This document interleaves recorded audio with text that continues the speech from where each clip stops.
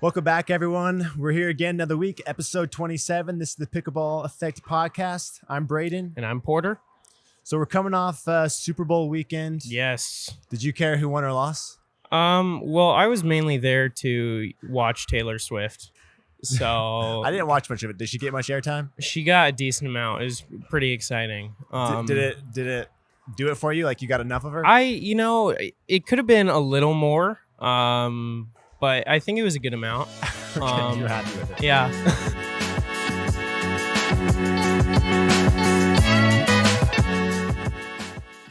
I honestly, I went into it I don't follow football at all. Yeah, I don't really know too much about it. I mean, I get the basic understanding of the rules. I played a little flag football when I was younger, but like other than that, I don't follow it. I don't get it. And so anyone who won, I would be happy.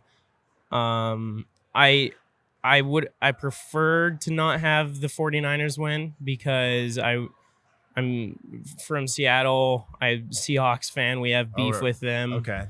They butt heads? Yeah, and so, I wasn't happy when they came out of the gate playing out of their minds. So I was out of the gate. It was like 0-0 forever. I know, but every single pass that Brock Purdy guy made was so clean compared to the Chiefs, and so I don't know. I was happy when they ended up coming back. I watched the last 5 minutes of it, and then part of the first half. Yeah. So I was actually here watching the first half. They did like a moneyball thing for the Super Bowl, and it was a lot of fun. Yeah, just like a local event. Everyone it was actually organized through TFP. Yeah, so it was I think it was free to sign up if you're a member, and then you'd pay $20 to put in the pot. Yep, sounds right. Or maybe the event cost $50. I can't remember, but I know you threw in $20. So there was a lot of people signed up for it. Yeah, it was big. You were gonna play. I was supposed to play. My knee. I hurt my knee a while ago, and still bothering you? It started flaring up, and I just realized, man, I need to lay off for just a little bit, try to let it heal. Yeah, I have physical therapy appointment that I'm gonna try to make.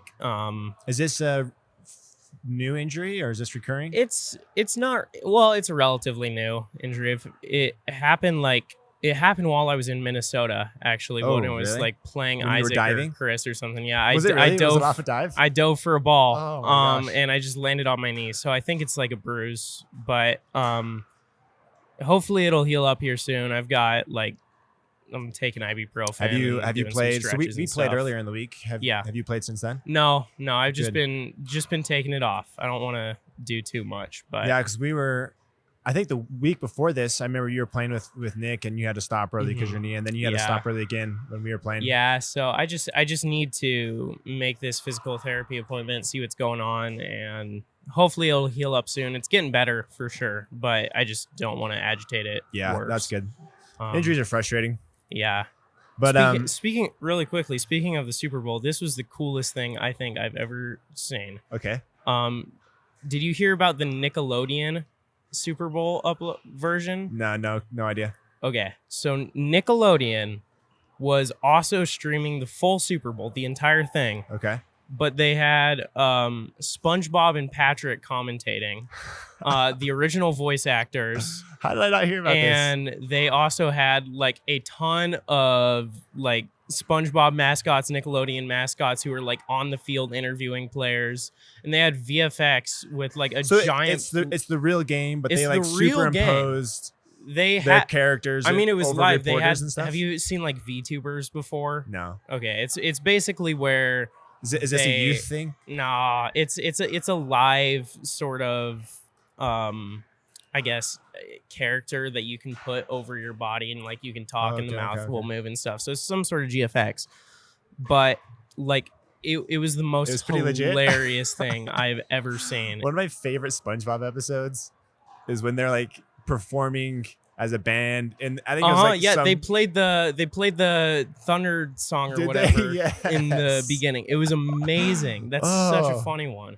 That's the one where Squidward tries to beat evil Squidward in a band battle. So good, dude. That's so funny. I haven't seen SpongeBob in ever. Yeah. I miss it. I need to I'm gonna go find some. That's the next. I'm gonna go find that. We should open up a Patreon where we just watch SpongeBob episodes, Yeah. and people can watch along with us. We'd probably get more hits. I agree. That's what people are here for. Yeah, that's hilarious. I'm looking that up. It's pretty cool. Yeah. So this Moneyball thing, the format was kind of different. So there's actually quite a few people that signed up locally. Mm-hmm. As far as like the 5-0 group goes, there was 16 people that signed up. So it was a pretty competitive bunch. That's good. So how they had it organized was you were put into a group of 4 players. I think they just ranked everyone by duper and then just kind of went like every fourth person gets put into like a bucket. So they had groups of 4 on 4 courts. You played round robin, 1 game with your group of 4. Mm-hmm. And then the individual who had the most wins / points came out of your group, then went to court 1. So this was like a seeding round. Okay. And so the top seed from each 4 courts then went to court 1. The 2 seeds went to court 2, and then 3 and 4. Okay. And then each of so I guess the second round was then round robin again. Okay. But if you won your table or your court, then you got money. So courts 1, 2, 3, and 4, there's 4 people that got money. So I like the idea that you may not be one of the top, say, 4 players in this group of 16, but if you fell into the second, third, or fourth groups, you still had a chance to win money. So I like that aspect of it. But it was kind of weird in that, like, okay, once you go through the round robin, you kind of know who's going to win it after the first 2 games. And there's no motivation after the second game to go win if you weren't going to go win. So you're like, your partner might win, but you might not. Yeah. So it's kind of a weird dynamic there. Right. But what was interesting was the people that came out of each of the groups in the first round robin. Like if I were to go bet money on who was going to come out of each group, I would have gotten 75% of them wrong. Like really? It was very scattered. Like people who were in group 3, where I was like, what are you doing there? Like, you should have been on court 1. And it was a mixed bag. And I don't know why that was. Do you know who ended up getting it? Who ended up winning? I think Billy ended up winning it. Oh, that's cool. And but like I don't know why some of the players who I expected to go through didn't. Yeah, I feel like, I don't know. That's very interesting. I do think that recently, especially with like the growth of the club and we're having more and more good players coming in, everyone is just playing a lot of rec, and they're seeing new people, and I think so many people coming in aren't really used to that like mentality of a tournament and stuff. Yeah, it's definitely a different feel. Like I love doing these little local events. Like if there's a little money on the line, it puts a little more pressure on you, which is fun. Yeah. And it's hard to replicate that in rec play. So there's certainly some of that. But yeah, dude, maybe that was a piece of it. Part of me thinks like because you didn't choose your partner, you switched partners every time. Yeah. It was almost like, okay, you because of the way they like organized the people, there was typically one really strong player and one that was like a little weaker in the group. Mm-hmm. So it was almost kind of dependent on how you did with the weaker partner. Yeah. So like you get your 2 wins, but then how many points did you score? Oh, it was by points too? Yeah. So like if you, so like in my group, I was tied for first, but I ended up, we actually had the same points, same wins, but he had a higher duper. It was Dom. Oh, okay. Dom went through. He has like a 5.7 duper. Yeah. He should like apply for MLP. He used to play a lot of pro, actually. Did he? Yeah. I didn't know that. I don't know his history. He's a great player. Yeah. And I was like, wow, that is an incredible duper. Yeah, exactly. You don't see that too often. Right. But so he went through, and anyways, it was fun. But I've done other money balls in Utah where they had it set up differently, where like you'd show up, you'd play like 3-4 games as like meant to be a seeding round, similar to how we had the seeding round with this format. Yeah. But then they did a single elimination tournament after that. But you came in with a partner, so it wasn't random. You signed up with a partner. Yeah. And I tend to like that format more. I've talked about this in previous before Porter podcasts, I'm not crazy about round robin formats. Yeah, me neither. I just feel like there's not a lot of weight on every game, like especially if you know you're out. Yeah. Like you can't advance. It's like this just feels like rec. It doesn't feel like a tournament, and I don't like that. And I want there to be something meaningful on the match. Yeah. And so I liked how they did it in Utah better because I liked that there was a tournament. If you lost, you were done. But it did take longer. Like there's an advantage. Yeah. With the format they did this weekend with the Super Bowl is like they want it to be 2 hours long. With this format, it's guaranteed 2 hours. Yeah. Whereas like the Utah one, I was there for like 3.5 hours. You don't know how long. You don't know how long. Yeah. So that's probably I think part of the reason they did it that way. Like pool play and stuff like that with round robins is never as enjoyable, especially when you're like losing, obviously, because as soon as you lose like 2 matches, you know it's like over. Yeah, you done. You can't pass. And it's really, really frustrating because it's like, oh, I have to keep playing. Because it is a round robin. Don't even want to. You're like you kind of want to be done. Which is why like I really, really enjoy round robins when it's not pool play. Like if we have 6 teams in a small little tournament event, like obviously we don't have enough to do a full like 2 pool type thing.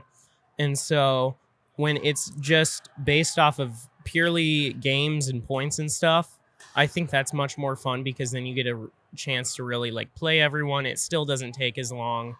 But yeah, when there's a whole like there's the second round, that single elimination, it's like it's a lot of pressure on the first 2 games, especially when you don't know who your partner is, which is another thing that's never super fun.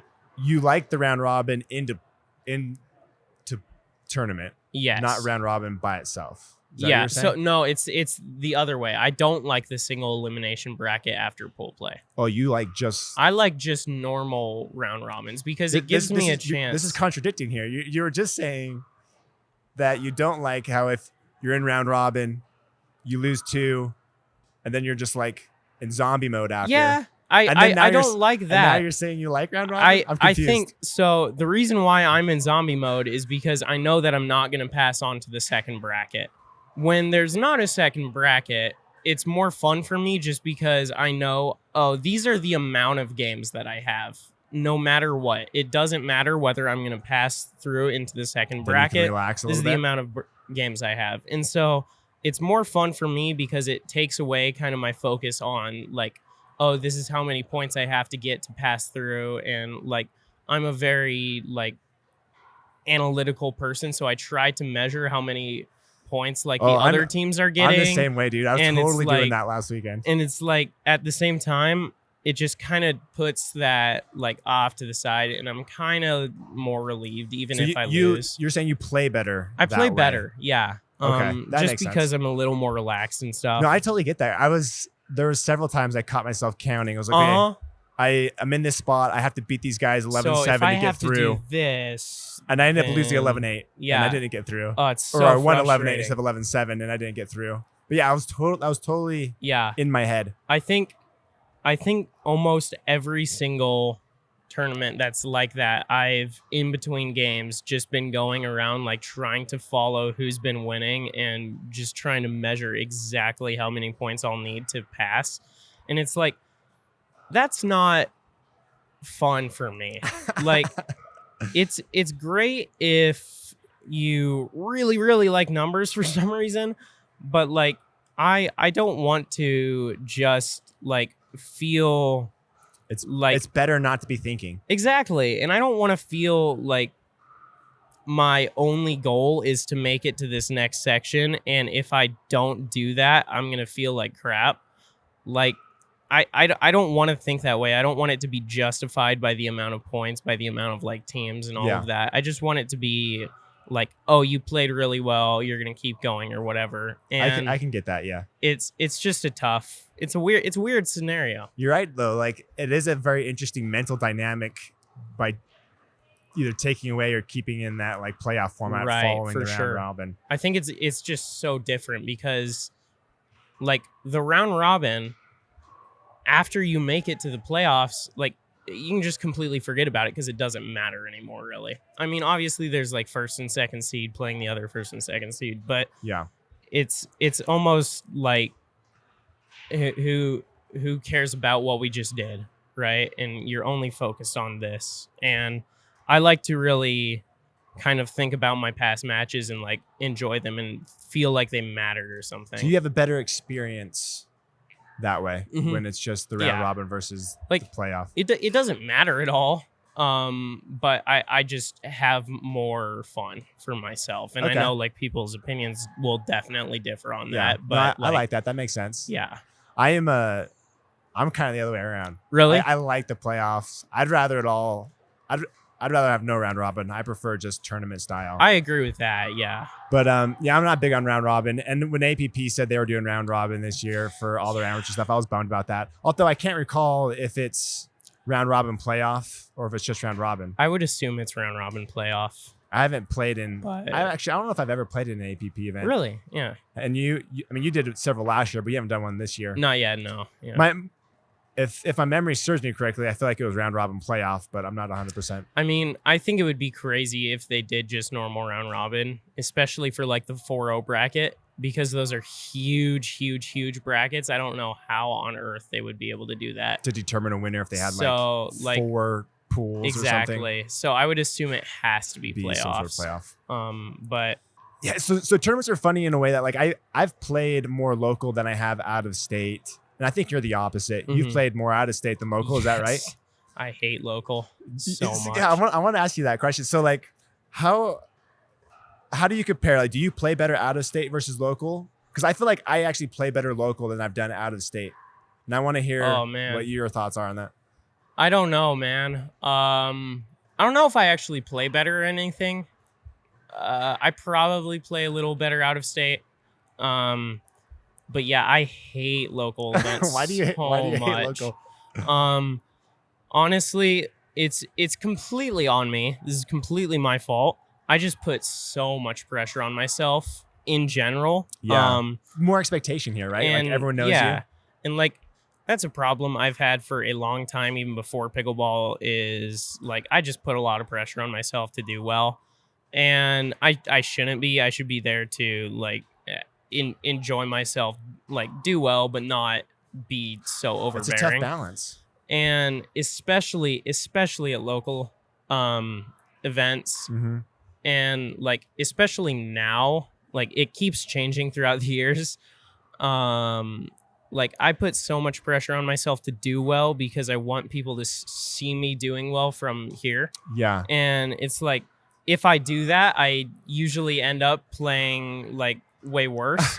And also like, and I'm very open about this. I used to be a brat when playing like tournaments and stuff. I would go so hard that I would just break paddles and stuff. Dude, and I knew you during that phase. You're not like that anymore. No. Yeah, there was one moment when I played someone and he like just chucked a paddle super, super hard. And I was like, I don't want to be that way. Do I look like that? I don't want to do that anymore. And like, it was always an issue that like, I still to this day work on like controlling myself and stuff. Well, I mean, I think everyone does to some degree, but like, you know, I remember when we played Ben, dude. Oh, this is years ago. This is like when we had first met. Yep. I was terrible. You were way better than me. And I think we played 4-5. I think it was like 4-5. Yeah. And one of our first 4-5 tournaments too. I hadn't played. I wasn't playing well. You were trying to do more. You were trying to cover a lot of court, and it just wasn't our day. And I was just frustrating the crap out of you, and you got real upset that day. I remember. So that's something that like a lot of people assume, and what's crazy is, like, as surprising as it may seem, I remember vividly that I was not at all upset with you. That's whether you meant to or not, like that's right, exactly. That's how it feels sometimes. And so, like, I used to be so like expressive about my like anger, and I'm very, very like I'm a loud player. I try to be very expressive of like, when I'm doing well, but I try to keep it super, super muted when I'm like pissed off at myself. And one thing that I've always like, even though it's kind of stupid and there's things that are like not great about it, I have pride in my ability to like really shake off and not care how my partner does, because like I obviously like I want them to do well and I want to win and stuff, but like at the same time, I almost never ever get mad at my partner. I only get mad at me. Yeah, and I definitely had a problem with like showing that. I'll take back what I said. I didn't feel like you were mad at me. I just meant like you were just grumpy about the day. Yeah, just grumpy about the day. Like I've had this problem for so long where I'm just so expressive about my emotions, and like I really want to win.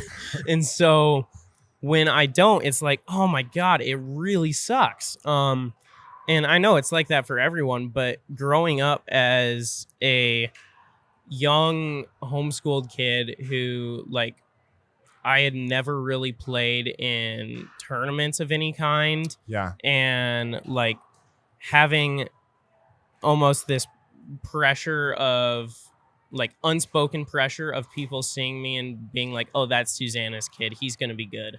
And yeah, that's kind of another element you've had to deal with that I've never had to deal with. It's like obviously like, sure, I've got my mom who's an incredible player. But it's like I would always think these things, and I would like sometimes hear people talking about it, and like I would just put so much pressure on myself that I'm like, oh, I have to do really, really good. And if I don't, it's for whatever reason going to let people down, which I shouldn't care about at all, because it's just me playing pickleball. And so like the fact that you just said that is really, I think, healthy. Like, yeah, now that you understand that, you see that, I know you've come a long way just watching you play, like managing that side of the game. It's been fun watching your development, and it's certainly better. And it's actually kind of fun hearing your story. So like we had talked about the book Andre last time, and I just finished it on my drive over here. Actually. Nice. And a lot of that book is about his story of, he calls it formation rather than transformation, of finding himself, understanding his, that's a good word, managing his emotions and his gameplay. And one of the things I liked, or I like respected him most about kind of his story, was his ability to like, he was just like so introspective and very open to feedback and developing and moving forward, not afraid to start over when he needed to. And I kind of just got that sense from you, like you understand that your limitations, you're listening to people, you're improving, you've seen the improvement. And like, I think that goes such a long way in the development for anything, not just whatever sport you're in, but like absolutely the ability to accept feedback, be introspective, understand yourself. And you need, he used that to like form a team around himself. Yeah, exactly. Where he's like, okay, these are my deficiencies. This is where I need help. So he had like 5 or so people with him that like would talk. He had like a mental coach. He had his, his physical coach, his his health guy, Gil Reyes. The dude's a superstar. You have to go read about him. He has some of the funniest stories with Gil and Andre, but he understood himself really. He didn't. Like, he was discovering himself, but he was open to feedback and growing and learning as he formed himself and found himself. I think, and it's a really cool story. Like, it's really weird. I have had to deal with like a lot of situations people my age shouldn't have to deal with. And one thing that I think has actually helped me a lot is, to an extent, being homeschooled my whole life. Like, I mean, not my whole life. I was in public school for like 3 years or something. Not way less than that, actually, like 1.5 years. Irrelevant, whatever. But like, I never had to grow up around like people my age. I was always around adults. Yeah. Always, even before like pickleball and stuff. And I think that sort of really allowed me to like I've always been more inclined to hang around older people just because I enjoy the maturity. Sure. And like the introspectiveness. Which is probably why you love me. I'm like so you're mature. So mature, dude. So I've mature. never met anyone more mature. But like I think the introspective part is I never grew up around other kids my age, and so I never had the chance to like judge them.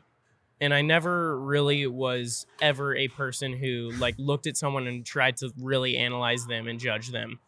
And I take pride in that, in my ability to like really, I think I'm a very accepting person, and I'm super happy about that. Yeah. But like what's really taught me well is my ability to like, I've never had these distractions, so I'm able to just think about like myself and deep thoughts and philosophy. Yeah, no, and stuff. But I like, think you're very, like you and Andre's kind of stories very much aligned there, and I think it's a great quality you have, and it's fun to like I think you're in the middle of it, like you're still in this absolutely self-discovery, you're finding like growing, and I think that's super cool too, is because like a lot of people don't even realize when they're in the midst of it, and I've kind of realized that. Yeah, I'm getting better. I still have a lot of things that I can work on. And I've realized that just being super open about like your past and your experiences to other people and not trying to like be ashamed of it, but to like learn from it, learn from these mistakes. And it's just helped me a ton. And I like I said, I'm just super happy that I've been around so many people who are also like encouraging and like you got a good group around you. It's great. So it's that's I could talk for so long. We got deep there. That felt good. I could talk for so long about just my thoughts about stuff. We'll have to do that more often because I think that's a fascinating topic. We should do like a Q&A thing on the podcast. Just have people send in some questions on Instagram. Yeah, well, that'd be fun. That'd be cool. But yeah, dude, you should go read his book. It's called Open. I think you'd identify with it well. Open. Yeah, dude, tell me, are this where you shove the ball down? This is, yeah. My wife's Do you want melon or strawberry? I'll go strawberry. Okay. My wife's half Chinese. Oh, nice. So these are part of our lives. I just dropped my thing. He's not had them in a bit though. Okay, have you had one before? Oh yeah, I love this. So this is called ramune. Who turned you onto these? I think we just found it at. I think my mom just found it randomly one time. Some random Asian market? No, actually, World Market. So that's where I get all of my. They have stuff like that. Where I get all my like stuff that is from ramune. All right, dude. So you just take the top and you like shove the ball down, right? We have this little like push thing. I haven't done this in a long time. There's these balls at the top of the cap that's carbonated. It's really interesting. Oh, there it goes. Actually get it. There it is. Toast.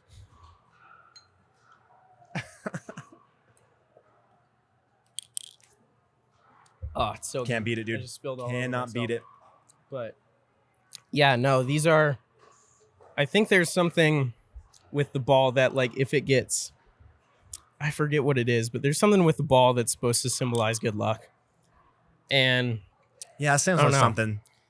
But these just taste amazing. Do with it. Super low calorie. Then the ball just like hangs out in the top. It just hangs out. Yeah, you can just roll it around when you get bored. Little toy. Yeah.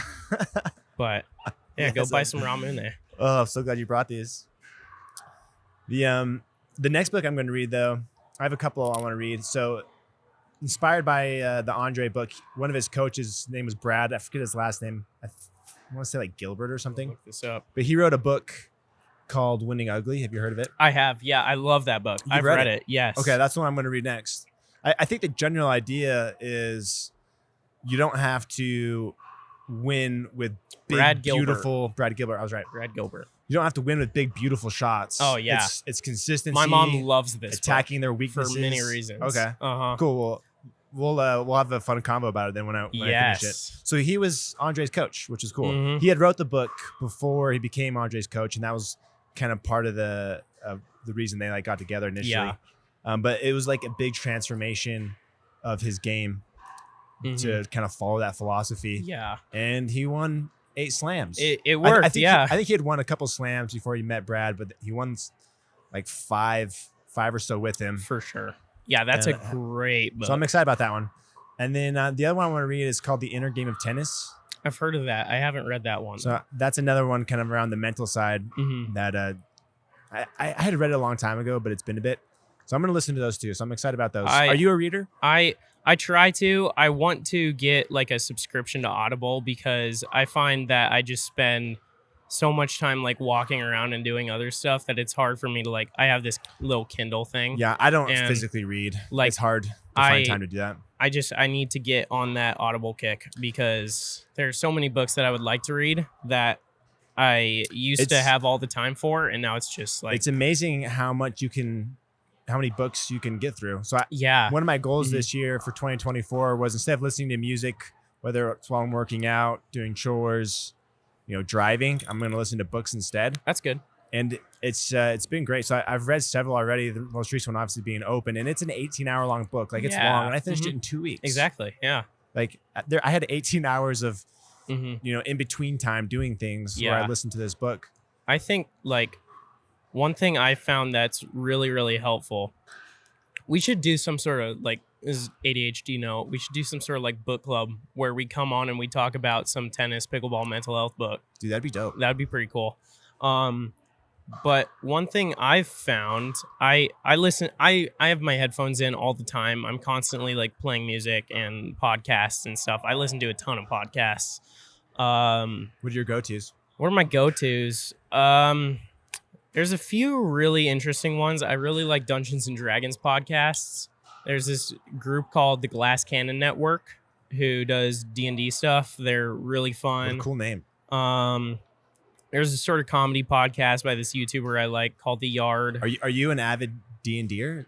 I'm not an avid D&Der. I play with my dad. Do you have like a campaign going right now? Yeah. You're in. You have an active campaign. Yes. Yeah. Who do you do it with? My dad is super, super into gaming, board games, and that type of stuff, and role-playing games mainly.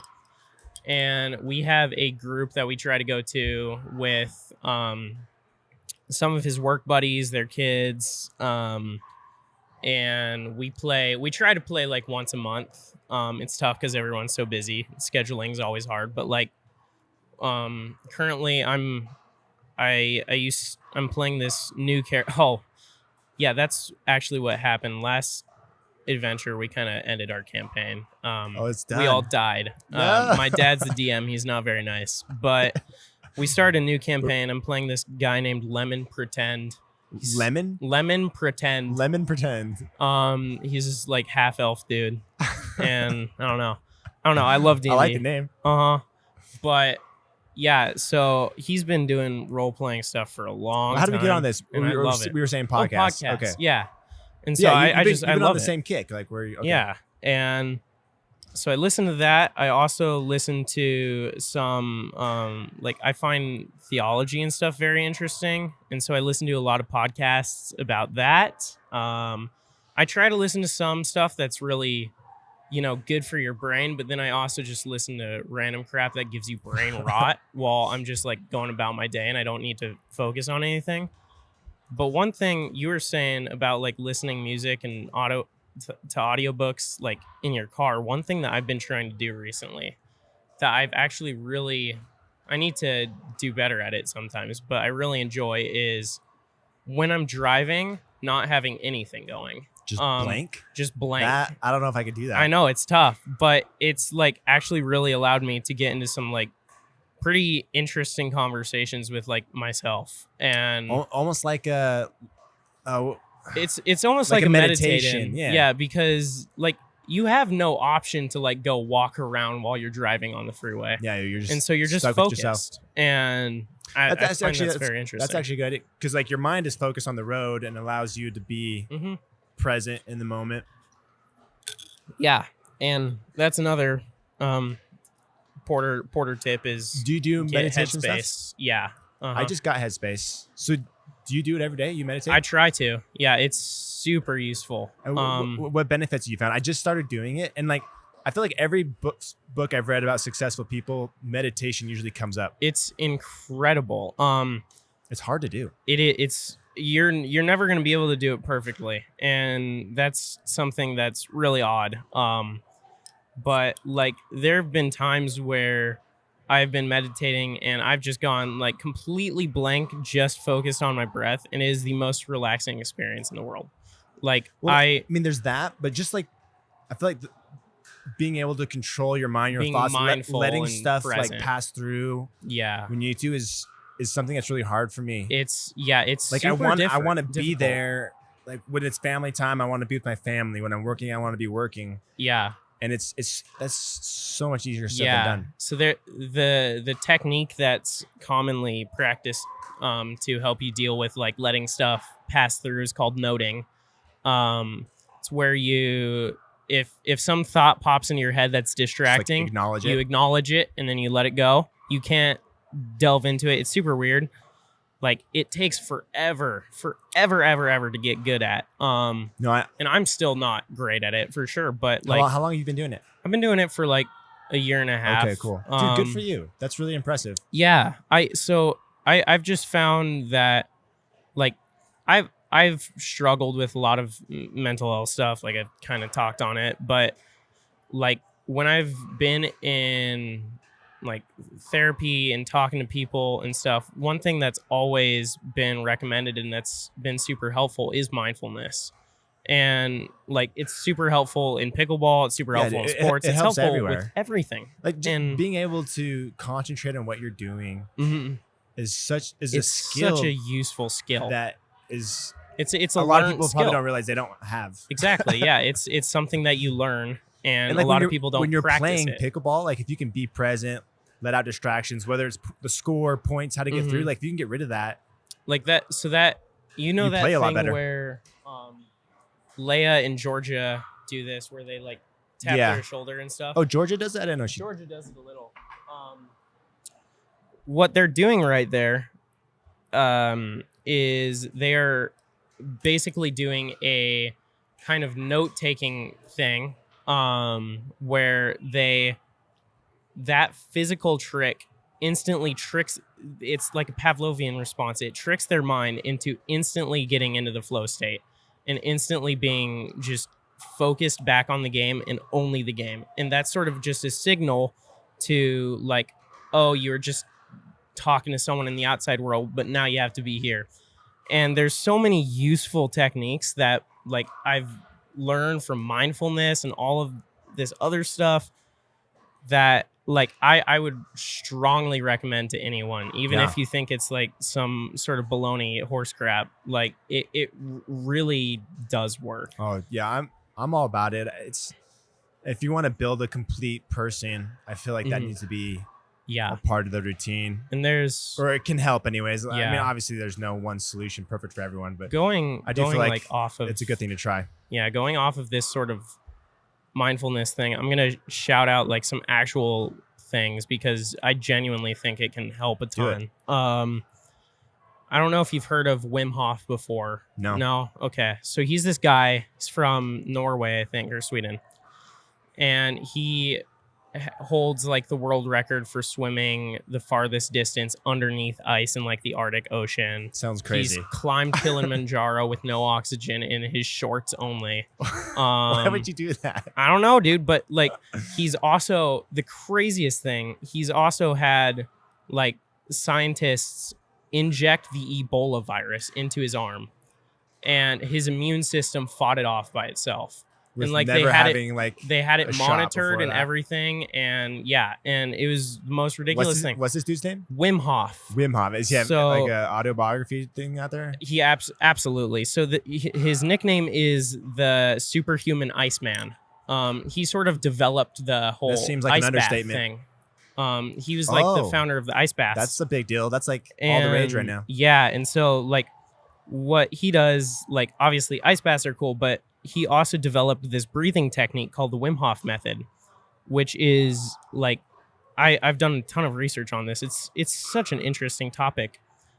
It's based off of an other like African breathing technique called soma breathing.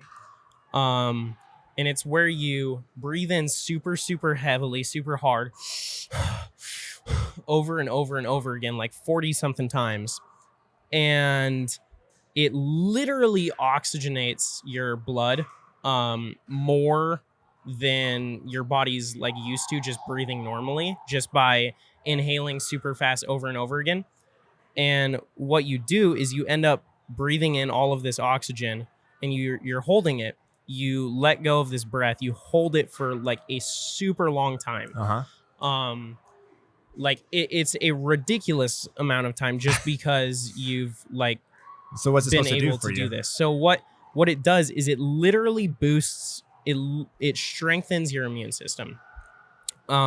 Just by learning how to breathe correctly, learning how to implement this type of breathing literally will make your blood vessels like I don't know the correct term, but it helps somehow you enhances that. It helps you intake oxygen better. Is that the only benefit, or is there other? That's one of the main ones, but it's also extremely relaxing. So it's another way to like wind Almost down, like a meditative kind of thing. But like I've been doing this soma breathing. I wrote them down. I'm cool. gonna go look it up. Yeah. So I've been doing this soma breathing for a little bit, and I've gotten to the point where I'm not even joking. I've been able to hold my breath for 3 minutes and 46 seconds. Like I'm dead serious. And I don't like it's not on a command thing. You have to do this breathing beforehand. If we did it right now, I'm actually kind of curious how long I could do it. It'd probably be like 30 seconds. I don't think I could hold my breath that long. I mean, like it probably wouldn't be amazing podcast content. What are you gonna do with this new ability? I don't know, but it's like it's fun to brag about it, first of all, but like at the same time, it's definitely helped me when I'm like doing endurance stuff. I think that's the big benefit is when you're doing endurance type of stuff, because it's like you don't need as much oxygen to complete as these tasks. That's a as thing, much right? as Like you did before. athletes will go train in like high altitude. Mm-hmm. Exactly. And it's obviously we're like kind of getting off track from pickleball here, but like I think it's such an interesting thing, and it is so beneficial to that's like pickleball into it's life interesting and to me. And yeah, I mean a lot of stuff. But yeah, we just can translate. went on a whole tangent there. I wrote it down. I'm gonna go look that up. But I do. I got some paddle. Let's talk about some paddle. Yeah, let's talk paddles for a second. So, I published or updated my hot list on my website. I've been meaning to do this for a long time. I did like a big overhaul update to like these are like the awards I give to like power, all court, and control paddles. So I give 3 gold awards and 3 silver awards for each category. Okay.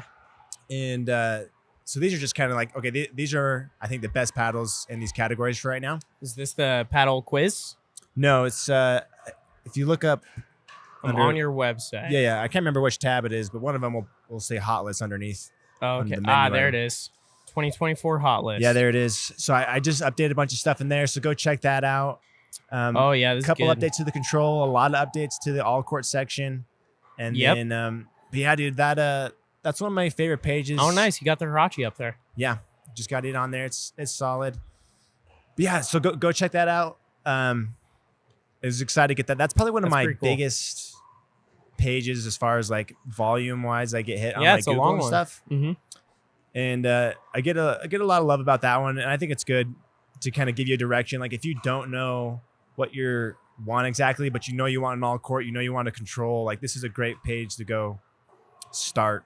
Yeah, your search. I think so for sure. Like, hey, this is my budget. I try to include like a variety of kind of budget options. You showed the price and everything, and styles, which is good.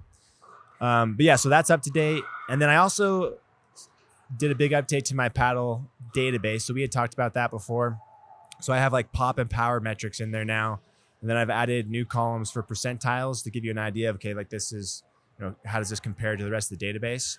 So I just got kind of the preliminary numbers in there of paddles I've tested so far. I'm going to test more paddles this week and just keep building that out. But as I was like doing this testing for power and pop and stuff, there was a couple of like just trends I noticed that I thought were interesting. So I wrote these down. So one is power does not equal pop. Yes. Just because a paddle is powerful, does not mean it's poppy, and vice versa. Absolutely. And then I noticed that in several scenarios, this wasn't in every single case, but in several scenarios, the standard or wide body shape or like version was more poppier than the elongated version. Whereas the elongated version is usually more powerful. Yeah. And I was trying to figure out why that was, or just kind of thinking through.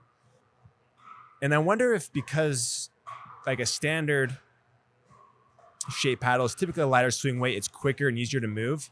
And I test this the same way John Q does. So he like holds the ball out in front of him. You hold the paddle here, and then it's just like a punch volley, just a static punch volley. That's how he was doing it. So I decided to do it the same way so we can, have some sort of baseline. Okay. And I wonder if because a paddle is a lighter swing weight, you're able to just move it faster. So maybe the paddle isn't necessarily poppier. Right. But because you can move it faster, you can generate more ball speed and more head speed.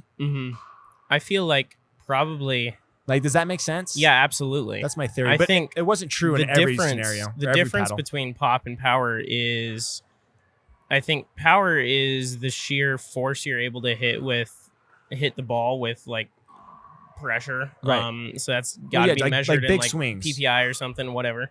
Yeah, I measure power off of like how hard I can hit a serve. Yeah. So just like a big swing, just but take a big I cut at think it. pop is a very difficult one to measure. I think for sure this is a great way because it's very consistent. But pop just has to do with the core, really. Yeah. I think, and I don't know how it would work, but maybe having some sort of paddle stand where you hold it and you should like shoot a ball at it with a ball machine. I think that's got to be the best way. I feel like that would give you a more accurate. But I don't even know how you would read it. Yeah. Maybe like some sort of spring mechanism that tells you like how far it shoots back or something.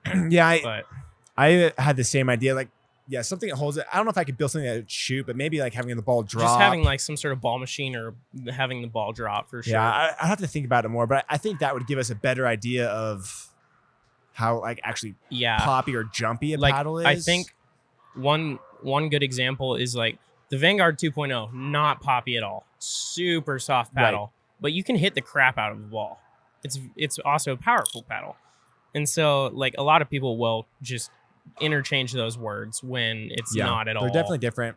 Yeah. But like this method, like I think it gives you a good idea. Absolutely. But like there are scenarios where like I'm not moving the paddle. Like if I'm in the middle of the court defending and I'm just resetting a ball, like I'm not even punching.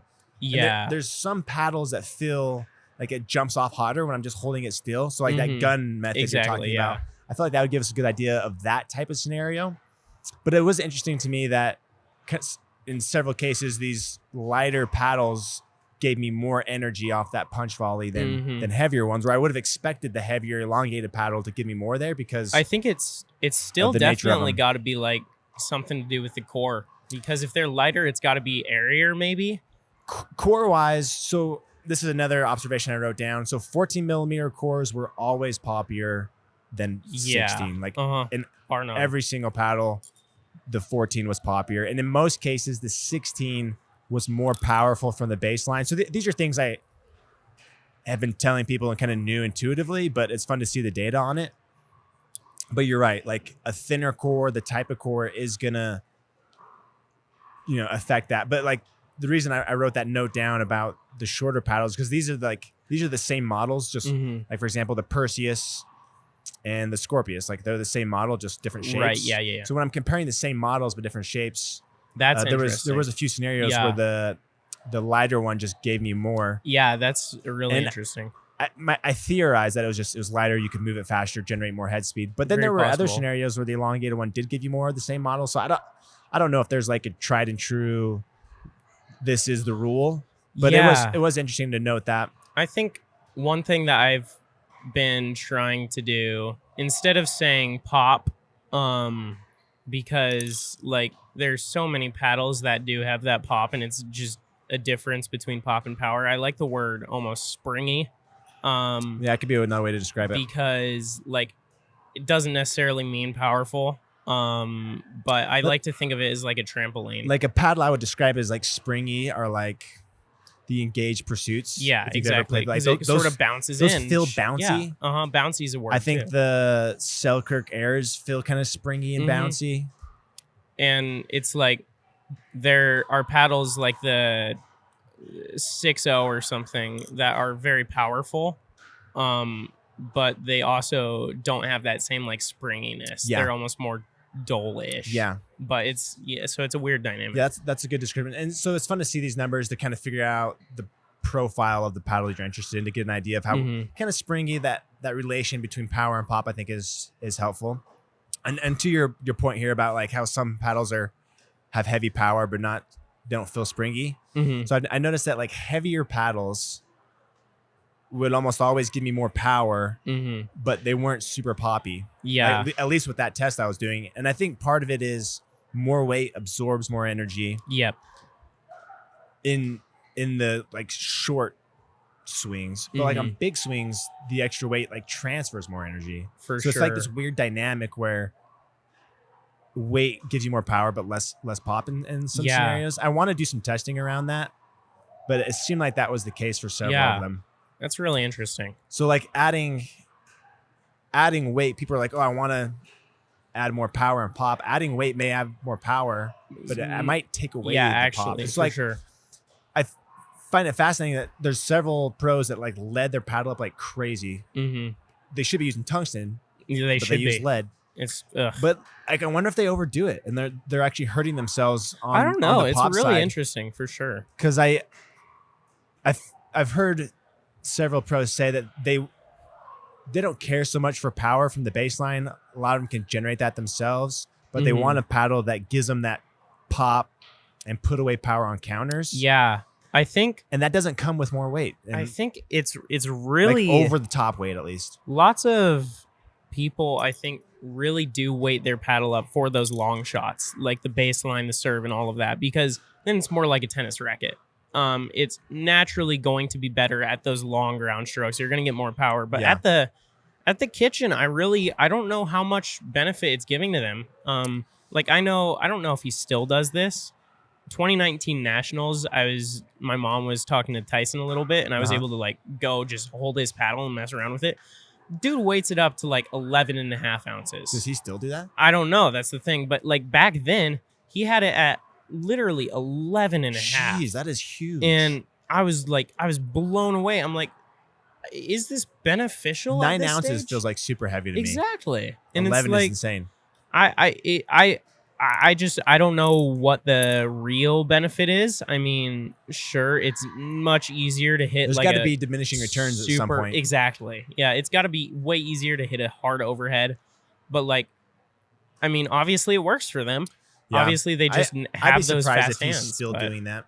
But it's wild how heavy people. But like for an amateur, I think for the most of the world, having power from the baseline and softer hands at the net is beneficial. Like being able to keep, your dinks down, your resets down, and that counter power isn't as important because the person you're playing can't get it back anyways if you hit a good counter. And so having that extra speed doesn't matter as much. And so like that combination of power and then softness at the line is a good thing for a lot of people, I think. And adding weight can give that to you. But then there's like that balance or that point of like, okay, at what point am I adding too much weight where I can't get my paddle in position in time on a counter? And so there's that component you have to think about too when you're adding weight to your paddle. But there's I don't know. Those are just some interesting observations I made. Very weird. And this, as far as paddles go here, so the Ruby. Have you hit the Ruby? I don't know if you've hit the Ruby. A little bit.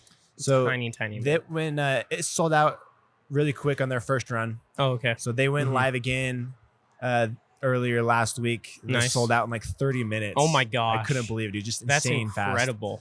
And it blew my mind. I don't know how many they had in stock. I think I read somewhere it was around 1,000-ish, but still, like that's crazy to me. People are really loving the Ruby. I had like my thoughts on the Ruby were not in line with what everyone else said. Like I think it's a good paddle. It spins. It plays nice. I just think I just didn't think it was terribly different from existing paddles like the DBD.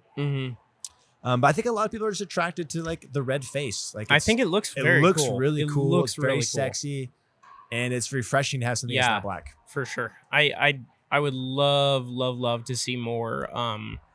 Because obviously they were able to dye it and the spin didn't diminish too much. I would love to see more like customization like that. Yeah, I don't know. I think Kevlar's just red. Like I don't know if they dyed it. That's right. It's Kevlar. Yeah. So Kevlar can come in like a few colors. It can be red. Yeah. And then I think it can be blue, and maybe gray or something. Maybe that's the future, man. I know we're gonna see more Kevlar this year. Absolutely, yeah.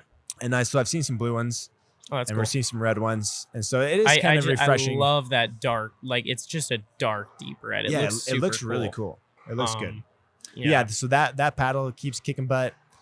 The Core-Tech paddles that we brought up last time, disgusting paddles. So kind of an update on that. Gosh, earlier in the week, so they have two models. They have the Core-Tech Omega and the Core-Tech Alpha. The Omega is Nomex. The Alpha is like a polypropylene. But these are the foam-filled cells. Which is a cool concept. The Alpha was just like insanely powerful.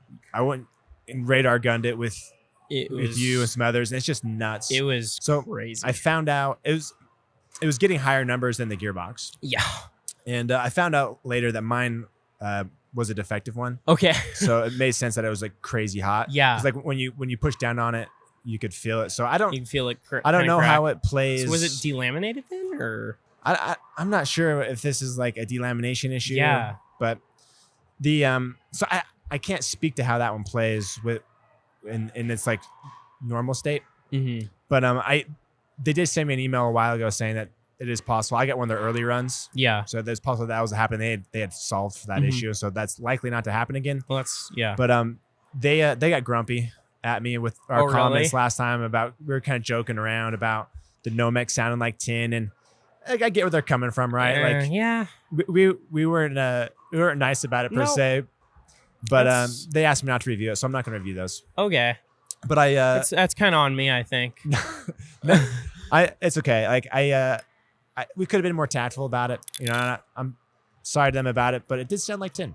It honestly, like, I mean, now we have free range. Like that, I hate how that paddle looks. I'm sorry to them. Like I hit with it some. We'll stop there. I hit with it some. It was cool. I do think the technology is cool. Yeah, I like the idea of it. I think they're the first ones to do that, having the foam filled, and so wish them the best. I hope it works out. I think absolutely. I think the new technology is cool. It's very cool to see it's innovation. a very reasonable price, but if you want to go check them out, it's called Core-Tech.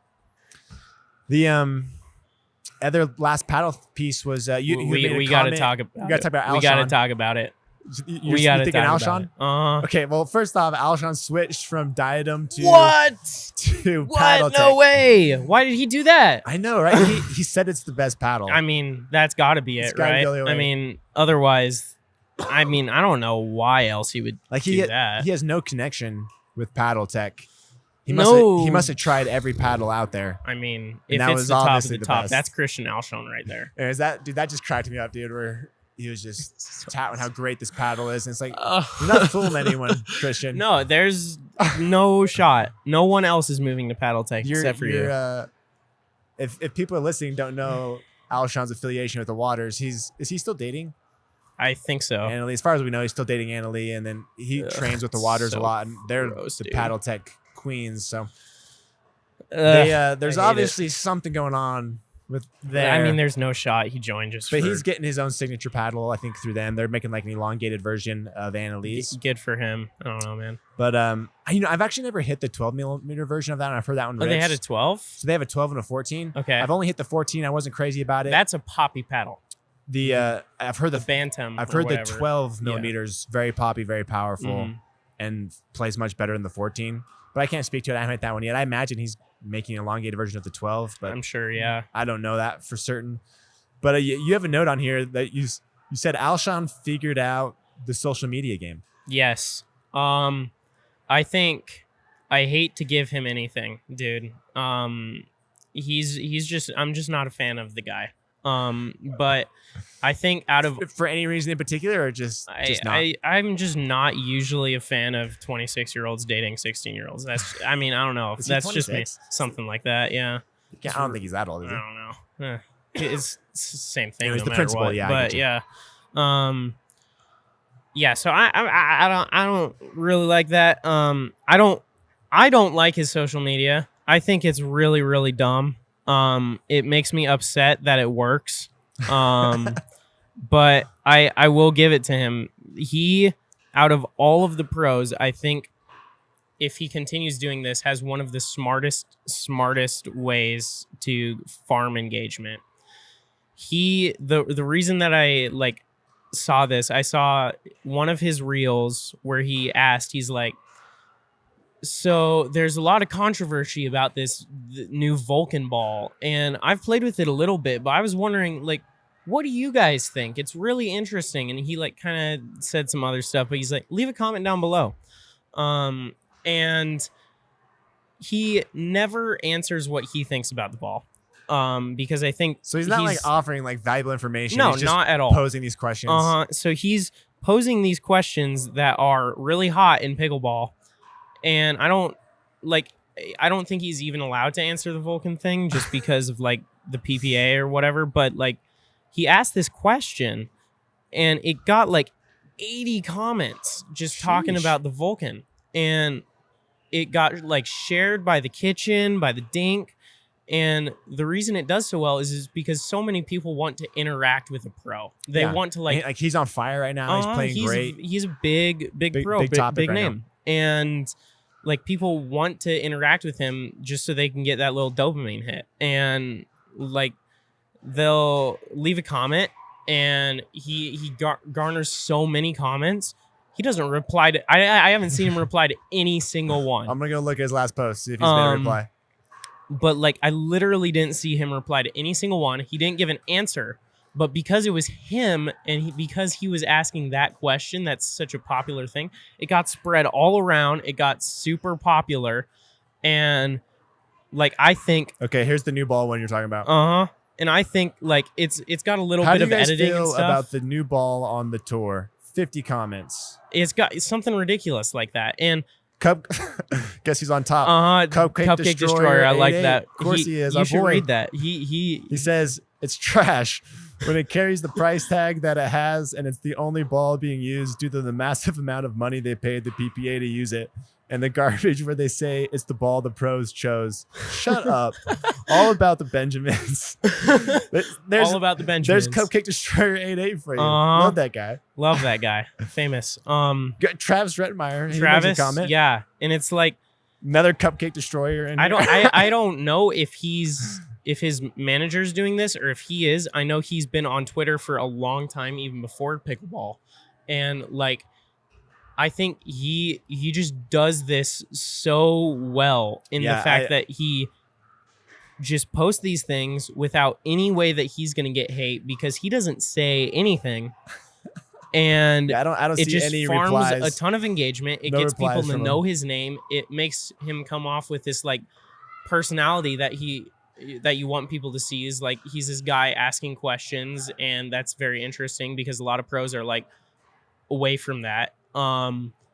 And I think the fact is he's able to garner an audience by being a real person online, and he doesn't even really have to do too much. I do like his vlog stuff though. Like, his vlogs are good. Yeah. Like, I think it's fun to see his perspective and absolutely how he's training there. But yeah, you're right on his Instagram. Like, here's another one. He's talking about the serve. This one didn't get as much action though. But it's like, if he's getting the Dink in the kitchen to share it, it's like he's gathering a ton of engagement. Yeah. And a lot of other pros will post like points and stuff like that, but they don't post any like original content. Yeah, no original stuff. And this is there's not a lot of content out there about like them, you know? No, I don't think so. I think Tyson does that really well. Tyson started the family vlog channel, which is interesting. I saw that. The videos actually looked really legit. Yeah, he's got a good videographer guy. He's pretty nice. But yeah, we'll see how that does. That'll be interesting. But yeah, no, dude, I think.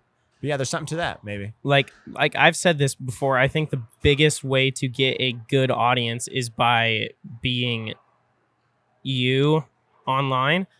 And like, there's a lot of people just posting clips and stuff, and it's like your fans are going to be like, oh, that's such a good pickleball player. But if you want to keep around real, like, true fans who want to stick around and stuff, yeah, once you want to wear what you wear, you've got to be you. Yeah, I mean, it's probably a combination at the end of the day, right? Mm-hmm. Like, you probably need the branding that you're a great player. Like, there's nothing wrong with that. But I do agree that you need to mix that. Like, you need some of that personal element. And there's some players that do that well, and others that aren't as good at it. Did you see So Fed posted a hype reel this week that was like really sick. I didn't see. Like, I got like watch this really fast. Is it just on his account? I got like goosebumps watching him play singles in this thing. That's on his account. Fed Cupcake Destroyer 88 told me about it, and I watched it.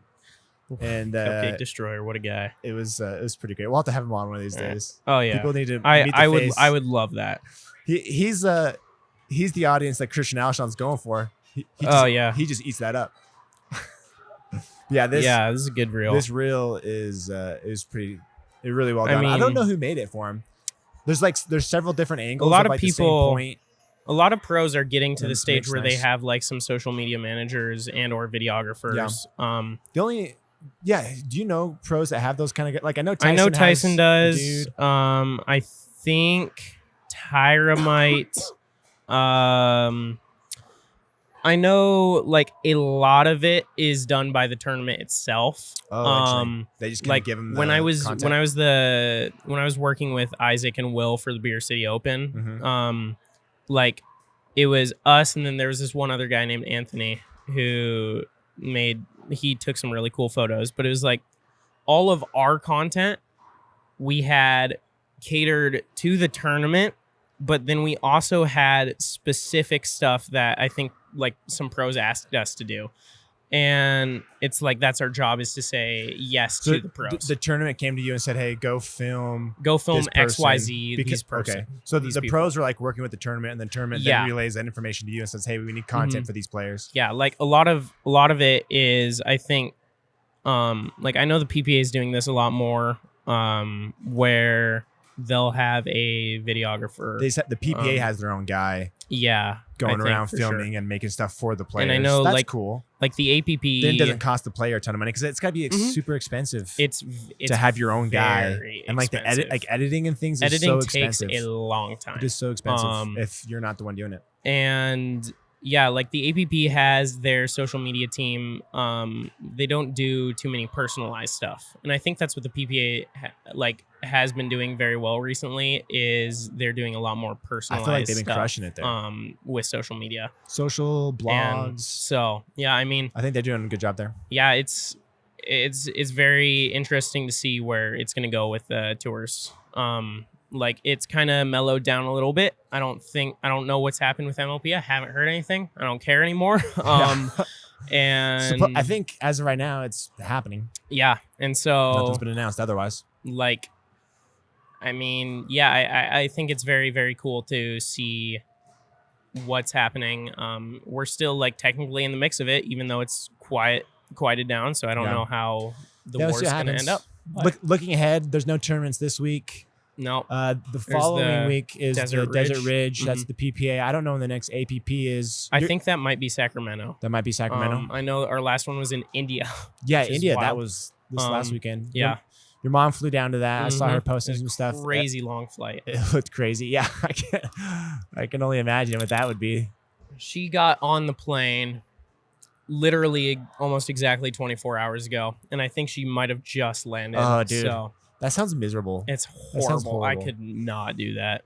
I mean, I'm going to have to. I'm going to, this October, I'm going to Japan with my dad, which is exciting. But it'll be... My family went to Japan without me, and it was the best 2 weeks of their life. Okay, so I have to bring this up. We were talking about weight. I texted Zane Navratil, name dropping. Just now? Uh-huh. He responded already? Yeah, I said, I was wondering how heavy you weight your paddle up and what benefits you really see. And Zane leaves his paddle stock weight. He puts nothing on his? Nothing. That's surprising. So he recently did a video where he said he puts stuff in the throat. I'm pretty sure he might be. That was just for the video? Just for the video to try to like get people to learn, because he's been doing a lot with YouTube, and his YouTube's been popping off. He's been crushing it. Like, actually, now that I'm thinking about it, I have some photos that I took for Zane. He plays that stock. That's fascinating. See this. That's really interesting, actually. Zane, where are you? There. Yeah, that's a stock. That's a stock paddle. There's no weight on that. No, there's a little in the corner. Look at that. Zoom in. I don't know, man. I think that might just be an aberration. I mean, if he really just texts you, he's obviously playing a stock, right? But I wonder if maybe that's a new development. Maybe. No, dude. I don't see anything. That's really interesting. Yeah, that is fascinating. So yeah, I guess you can just leave a stock weight now. But I know, Zane. but I mean, I don't see stock too often at the pro level. That's fascinating. Yeah, that's interesting. Well, cool. Anyone else you want to text right now? I was actually going to bring this up at the end of the episode. What's really funny, we were talking about it. Look what my mom texted me. She sent a book about mentality, and she's like, should we read that next? She's like, I'd like to read this with you. And yeah, so that's ridiculous. All right, send me the picture. I'll go get it. It's called Mind Shift. It doesn't take a genius to think like one. All right, but I'll add that to my list. I'll read that one first. Yeah, that's funny, dude. We'll read it at the same time. That'll be fun. Yeah, but I think we went a little long on this one, but it was good. I have no idea. I don't have a clock. I have no idea. Yeah, we went just a little bit long. But I think we got a lot of stuff in. It was a really good episode. Yeah, that was good. I enjoyed it. I did too. Thanks everyone for tuning in. Thanks, if you don't enjoy it, at least we're having fun. Yeah, screw you. No, I'm kidding. Don't forget to subscribe. But good save. Good save. Perfect. All right, see y'all. See ya.